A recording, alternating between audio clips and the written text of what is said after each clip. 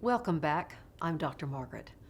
Last time I suggested that you follow the link to take the questionnaire that I created to test to see if you might qualify for perfectly hidden depression or where you might fit on the spectrum. Some of you might have a couple of the traits or signs, some none at all. Some of you might have almost all of them.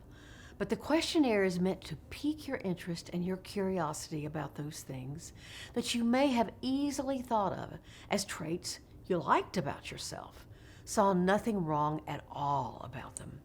In fact, maybe there are things that you pride yourself on. But here's something to consider.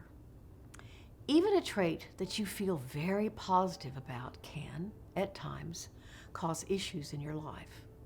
Here's an example. Let's say that you're very punctual. Being on time is really, really important to you, and you're always on time, on the dot, or even very early. But you're there when you said you'd be, and your record is nearly perfect. You believe you owe the people in your life the respect of showing up on time. But what if something happens that makes you late? Something out of your control. Your car won't start. Your Wi-Fi goes down, or you're in a country where punctuality isn't a big deal, so your ride doesn't pick you up when you'd prefer them to. So you're late, maybe even very late. You may overreact. You may get mad. You could be overly apologetic. You can be afraid of what others might think, although it may not matter to them at all. Maybe and hopefully, you can see in this example that something you like about yourself, that you know others count on you for, can cause a problem for you. The problem isn't that you're late. The real problem is that you react too strongly to not being on time, way too strongly. That's what we're trying to discover.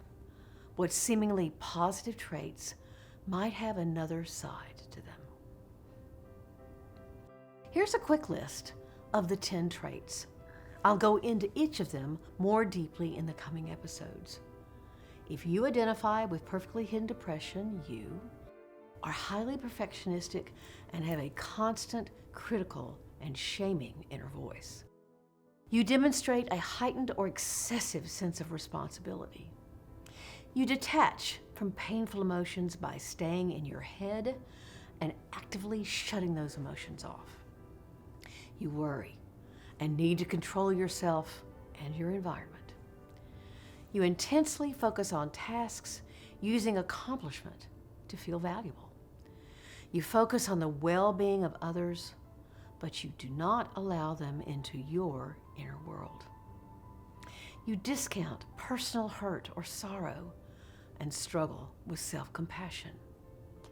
You may have an accompanying mental health issue that has to do with control, such as an eating disorder, panic disorder, obsessive-compulsive disorder, or even addiction. You believe strongly in counting your blessings as the foundation of well-being, and you may enjoy success professionally, but have little to no emotional intimacy in your relationships. Any of these sound familiar? If they do, or if it sounds like someone you care about, I'll hope to see you next time. Until then, take very good care.